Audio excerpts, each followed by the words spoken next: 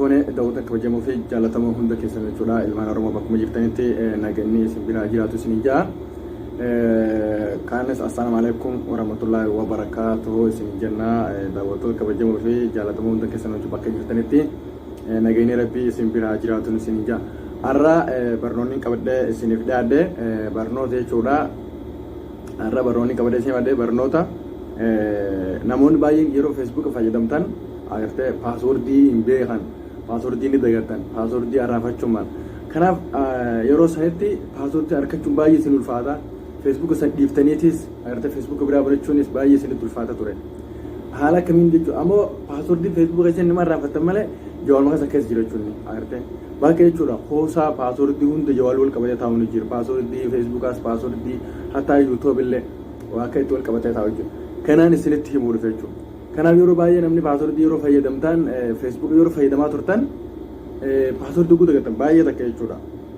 Namatti hin tolu jechuudha. Deebitee Facebook haaree banachuun namoota wal bartaniinis wal argachuunis san booda baay'ee ulfaata jechuudha. Namoota haga beektan san haareetti nama barbaadachuun namatti tolu waan ta'eef kanaaf paaswordii isaa harkannaa akka bakkamii akka harkattan agartee. Kanaan qabadee isiniif dhiyaadde ana faana bu'a. Isin ammoo waan gootan please leenkii kana tokkodhaa subscribe godha. Ammas yeroo annaasitti haasa'u fila amma fakkeenyaaf yeroo Facebook irra dabarsee Facebook irra yeroo haasa'u booda eegadhumatti Facebook dhumatti booda gama YouTube irratti fiidan gadhiisa. Gama YouTube deemtanii dheeyitanii laaltanii deebitanii agartee akka isinii galu godhuu dandeessan jechuudha. Irra deddeebitanii akka isinii galu godhuu dandeessan jechuudha. Akiida jechuudha akiidatti agartee kan isin ammoo guruftan share godha agartee linkii xiqqaa kanas linkii as gubbaa sirraa kanas tuqaa YouTube yeroo sigee subscribe naaf godha. Anas marate isin barsiisuu barnoota hedduu jira. Ammas barnoota kana dabalaas waan biraa jira. Fakkeenyaaf yoo hayyamta jechuudha community keessan jalatti amma community jalatti gartee naaf barreessan. Fakkeenyaaf yeroo ammaatti namoonni baay'ee jechuudha. Karaa amma Saudi Arabia nafaa keessatti intaata akka biyyatti nafaa godhattee biyya nafaa fiddee nama gargaalte fa'a. Agartee jaalallee keessa fa'aa jira. Haadha mana keessa fa'aa jira. Kanneen kana akkamitti hojjechuu dandeenya? Karaa sanis bahee jira ammaan ta'an. Waan sana hedduu namoota baay'ee gisee dhalaa dhufaa shamarran keenya faara maallaqa gannaqanii agartee as fidan biitan fa'aa itti gargaaraa turte. Wanti sun hedduu rakkaa turte akkamiin akkanatti namni kun akkachuu hin taane.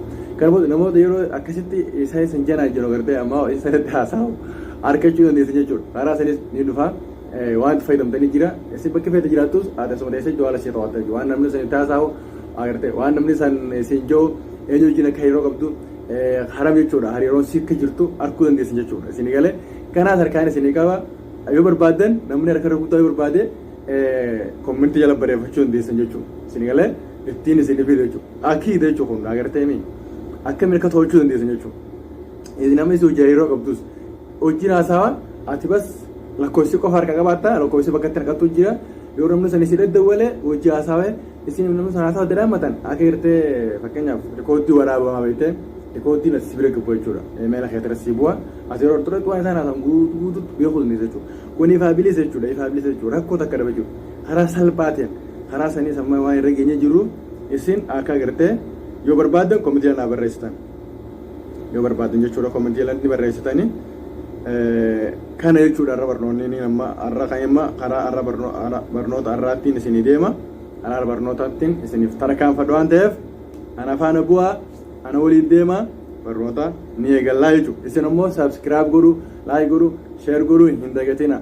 Agartee kun gaa dirqama Oromummaati gaa wal guddisuun agartee aadaa teenya waan ta'eef. Kanaaf haasawa isin baay'isa waan ta'eef gara agartee barnootaatiin deema nafaana bu'aa jechuudha. Barnoonni keenya dura as gaa iskiriina gubbaa laaladha isin iskiriina gubbattiin isin gadhiisa.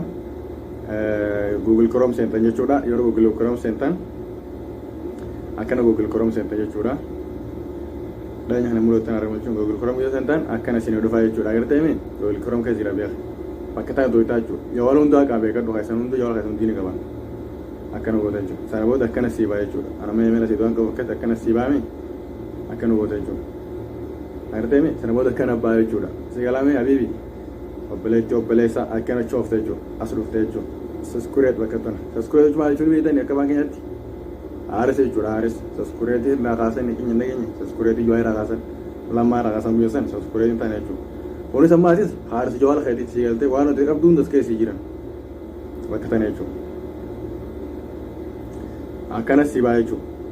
gad deemta jechuudha sigalee akkana gad deemta jechuudha si balaan soota jechaa deemta irra deebaa daawwadhaa hin dagatina akkana gad deemta jechuudha paaswordii manaajer jechuun akka afaan keenyaatti maal manaajer barreessaadha waan walii qaban akkas manaajer paaswordii kee hundas keessa jira jechuudha agartee bakka tana seenta jechuudha akkasitti hojjeta jechuudha aappii kana agartanii asirratti isin mul'ataami aappii isin agartan kun agartee namoota jechuudha fakkeenyaaf karaa feesbuukaatiin paaswordii nama haatu amma yoo aappii kana isin seene paaswordii namoota gaana keessa jira jechuudha tarii maqaa afaan baha maqaa suufaa beekuun malaaf hin bisa malee paaswordii namoota hatta jechuudha aappii kana itti ergita nama kun aappii achi ingise aappii kana tuqe paaswordii email hatte nagaa ati paaswordii email seebii dhufa aseessii ba'a jechuudha kun akkas kanaa yeroo biraatti kiyaan agartanii warra feesbuuka gurguddaa fa'a yoo hundee ammas dhufsati feesbuuk wayyootan feesbuuk yootaan dhufteeti feesbuuk yootaan agartaami bakka feesbuuk yootaan dhuftati ni seenta jechuudha feesbuukaan bakka sana waan maka itti neeti agartee paaswordii mati gubbaadhaa qabsisan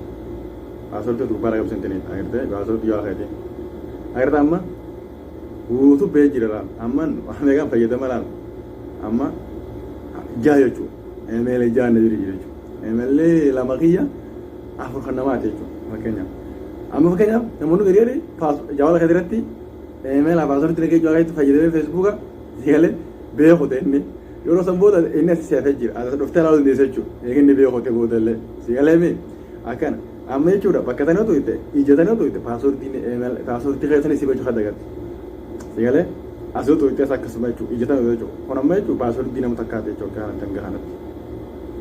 akka kanatti jechuudha paaswordii akka takka jechuudha akkanatti jechuudha sigalee mi siif baay'ee jechuudha bakka tani beektee as ijatanarraa hunda akkan tuute anammoo bakka raqamman tan wayii irra kaa'ee beektanii gaa isin mul'atu saniif waan irra kaa'ee akka isin agarre jechuudha gaalee raqamman kana jechuudha paaswordiiwwan kun kiyyu hundinuu waan ta'e agartanii akkasitti ijatana tuunnaan isii bee jechuudha paaswordiin kee kadda gaddee asuma dhuftee fudhatta sana booda sammuu qabatta akkas bakka barbaadu sii godha jechuudha kanaaf paasbuuka biraa banuun siin barbaachisu jechuudha agartee kana obboleessaa kanaaf fiixotaan yeroo lama deebitanii daawwattanis ammoo isin subscribe akka gootan please subscribe godha anu bilees keessan agartanii waa hunda isin fide kanaaf ammoo waa'ee jaalallee keessanii to'achuu dandeenyaan ni barbaana taanaan fakkeenyaaf hamtuu itti yaaduu sun taane fakkeenyaaf kaadha manaa fa'aa jira nama kan jaalatu fa'aa jira raafuu hin dandeenye hedduu si mararti nama san jechuudha itti dhiiftee gorsitee hojjette yeroo akkuma isaatti akka gartaa harka keessa taftee barbaadnaan ati nama wajjin akkana haasawaa jirta hono sagal nama seena biriirte